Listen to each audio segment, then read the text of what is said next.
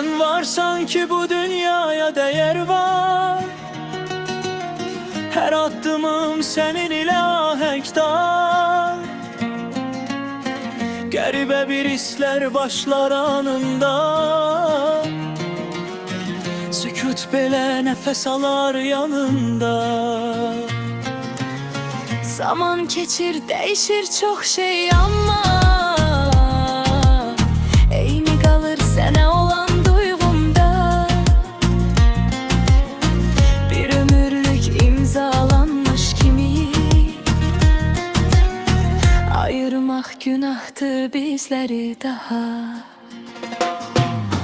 Mənə səndən başqa nə lazımdır ki? Sənlə tamamlanır bu varlıq için.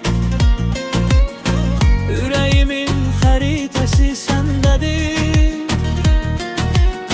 Hər yolum sən deyilən yerə gedir. Sənlə dünyamın səsi də kəsilir. Hər səhər işıq saçır nur üzünə. İkimizdən doğan bu dərin duyu bir ömürlük yazılıb gökyüzünə.